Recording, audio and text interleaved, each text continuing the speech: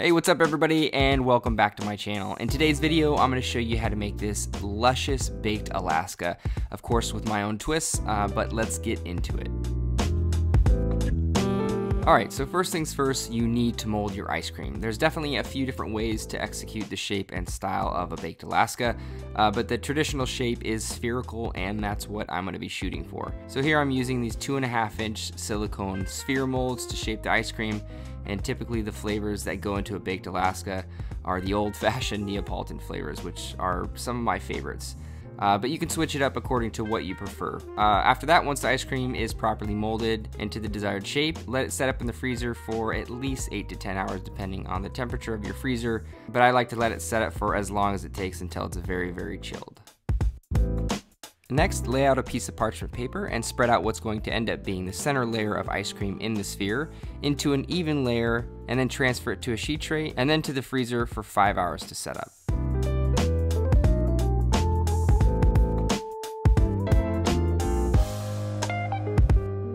Once the center layer of ice cream has hardened up, cut out circles that match the diameter of the sphere molds and carefully lay them onto one side of the sphere molded ice cream.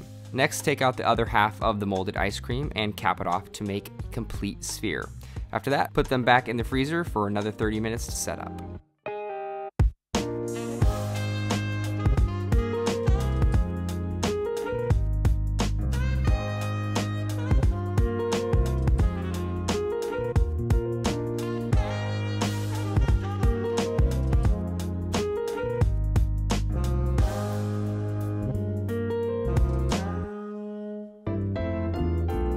Alright, so while the ice cream is finishing up in the freezer, you're going to add a few egg whites and some sugar to a mixing bowl, give it a good whisk, and then transfer it to a pot of boiling water.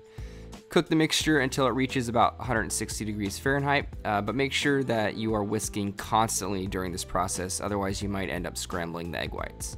So just be careful of that.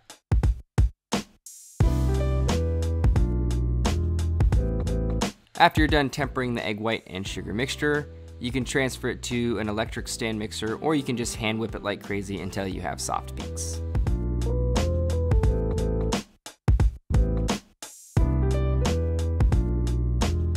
When the meringue is finished, transfer it to a piping bag fitted with a medium-sized round metal tip and reserve it until you're ready to plate.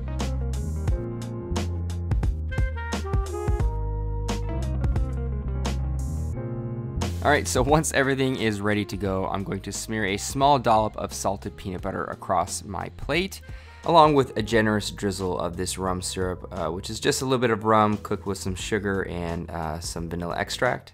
After that, I'm going to pipe a few dollops of meringue on the plate, and then I'm going to pipe some of that beautiful meringue right on top of the glorious frozen ice cream sphere, and then give it a few taps on the counter just to let the meringue fall down the sides of the ice cream. After that, I'm going to add a few pieces of brownie that I picked up at the store, along with some macerated strawberries just to give it a pop of red color. And then of course the beautiful finishing touches of a very, very hot blowtorch just to make everything all toasty and right. And that's it guys, now it's just time to enjoy.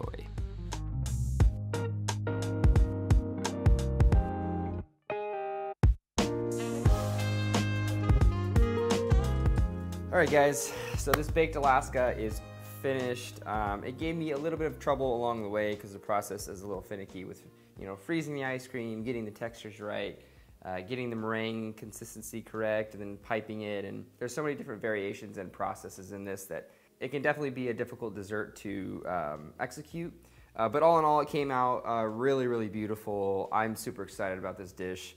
And I'm excited to test it and tell you guys how I did. So I'm gonna dive in before I keep gabbing too much, and yeah, I'm gonna taste it now. A little bit of brownie. Look at that. It's like marshmallow, dude. A little bit of ice cream.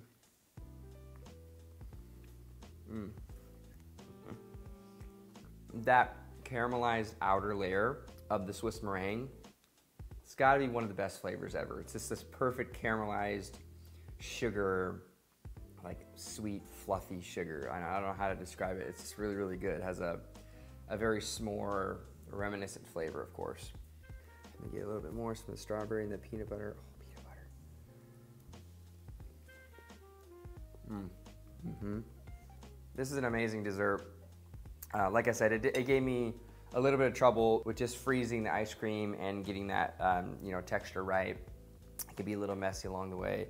And the meringue also can be a little tricky with, you know, just piping it the right way or getting a consistent flow around the sphere molded ice cream. But honestly, all in all, this baked Alaska really turned out pretty fantastic, just the look of it. Obviously, there's some store-bought ingredients with this, with the peanut butter and the brownies. I bought that at a local grocery store. And that's just really to make it a baked Alaska. I didn't put cake inside of the layered ice creams. I don't know, just because I thought, I don't know, it just worked out this way, and I thought it was kind of cool to have it outside of the dessert and just to play with the textures a little bit. So hopefully you guys enjoyed this recipe. If you did, make sure you give this video a huge thumbs up. Comment down below for future video requests, things you want to see on my channel. I'll be doing a Q&A within the next month or so. So make sure you leave questions down below in future videos, just to, you know, prod and poke at things you want to, you know, hear from me, and things that you want to ask, you know, my culinary past, and, you know, different aspects of how I got to be where I am today on YouTube and all that good stuff. So make sure you leave that in the comments down below, and also subscribe at the end of this video, and I will see you guys next time with another delicious recipe. Later, guys.